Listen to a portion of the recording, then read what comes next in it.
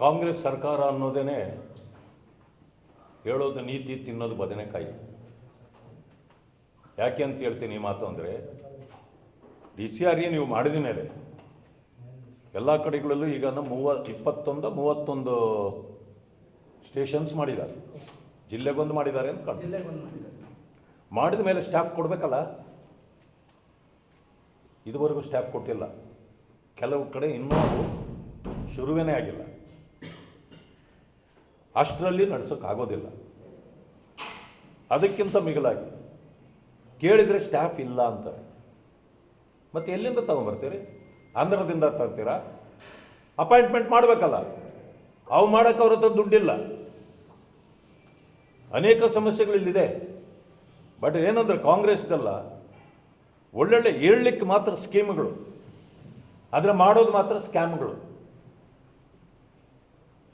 ಅದರಿಂದಾಗಿ ಯಾವುದನ್ನು ನೀವು ಜಾರಿಗೆ ತರಬೇಕು ಅಂತೀರಿ ಅದರ ಪೂರ್ಣವಾದ ಮಾಹಿತಿ ಜನರಿಗೂ ಸಿಗಬೇಕು.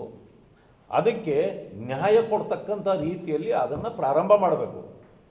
ಕಾಟಾಚಾರಕ್ಕೆ ಇದು ನಾವೇ ಮಾಡಿದ್ದು ಅಂತ ಹೇಳೋಕ್ಕೆ DCRE ಇರಲಿಲ್ಲ, ಎಲ್ಲ ಕಡೆ ನಾವೇ ಈಗ ಓಪನ್ ಮಾಡಿ ಏನು ಪ್ರಯೋಜನ ಆಗುತ್ತೆ? ನೋಡಿ, ಈ ಪ್ರಾಂತ್ಯ ಪರಿಶಿಷ್ಟ ಜಾತಿ ವರ್ಗಗಳೇ ಹೆಚ್ಚಿರ್ತಕ್ಕಂಥದ್ದು ನಿಜ. ಆದರೆ ಪರಿಶಿಷ್ಟ ಜಾತಿ ವರ್ಗಗಳು ಕಾದಾಟಕ್ಕೆ ಕೂಡಬಾರ್ದು. ಇಲ್ಲೂ ನಾವೆಲ್ಲ ಒಂದೇ. ಪರಿಶಿಷ್ಟ ಜಾತಿ ಇರ್ಬೋದು, ಪರಿಶಿಷ್ಟ ಪಂಗಡಗಳಿರ್ಬೋದು, ನಾವೆಲ್ಲರೂ ಒಂದೇ. ನಮ್ಮಲ್ಲಿ ಮೊದಲು ಬೇರೆಯವರು ನಮ್ಮ ಮೇಲೆ ಗದಾ ಪ್ರಹಾರ ಮಾಡ್ತಾರೆ, ನಮಗೆ ತೊಂದರೆ ಕೊಡ್ತಾರೆ ಅಂತ ಹೇಳೋ ನಾವೇ ಇರುವಾಗ ಮಾನವೀಯತೆಯನ್ನು ಮೆರಿಬೇಕು. ಸಹೋದರತ್ವದಿಂದ ಇರೋದನ್ನು ನಾವು ಕೂಡ ಕಲಿಯಬೇಕು. ಆಗ ಈ ಸಮಸ್ಯೆಗಳಿಗೆ ಪರಿಹಾರವೂ ಕೂಡ ಸಿಗುತ್ತೆ. ನಾನು ಪರಿಶಿಷ್ಟ ಜಾತಿ ವರ್ಗಗಳ ನನ್ನ ಅಣ್ಣ ತಮ್ಮಂದಿರು, ಅಕ್ಕ ತಂಗಿಯರಲ್ಲಿ ಮನವಿ ಮಾಡ್ತಕ್ಕಂಥದ್ದು, ಯಾರೋ ಬಂದು ನಮಗೆ ನ್ಯಾಯ ಕೊಡ್ತಾರೆ ಅಂತ ಕಾದು ಕುತ್ಕೋಬೇಡಿ. ನಿಮ್ಗೆ ಯಾರೂ ನ್ಯಾಯ ಕೊಡೋದಿಲ್ಲ.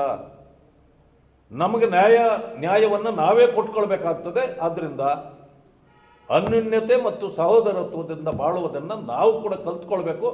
ಬೇರೆಯವರಿಗೆ ನಾವು ಮಾದರಿ ಆಗಬೇಕು ಅಂತಕ್ಕಂಥದ್ದನ್ನು ತಮ್ಮ ಮೂಲಕ ನಾನು ಮನವಿ ಮಾಡ್ತೀನಿ. ನಾನು ಅದನ್ನು ಮಾತಾಡದೇ ಇರೋದೇ ಒಳ್ಳೆಯದು. ಈಗ ಯಾಕೆ ಅಂತ ಹೇಳ್ತಾರೆ, I am very serious about these cases. If I talk something it will overlap. ಅಲ್ಲ, ಯಾಕಂದ್ರೆ ನೀವು ಹೇಳಿದ್ರಿ, ಯಾಕಂದ್ರೆ SC/ST ಜನಾಂಗದವರು ಹಿತ ಕಾಪಾಡಬೇಕು ಅನ್ನೋ ನಿಟ್ಟಿನಲ್ಲಿ ಇಲ್ಲೂ ಕೂಡ ಹೋರಾಟ ಮಾಡ್ತಾ ಇರುವಂಥದ್ದು ST ಸಮುದಾಯಕ್ಕೆ ಸಂಬಂಧಪಟ್ಟ ತಾನ ದುರ್ಬಳಕೆ ಆಗಿದೆ.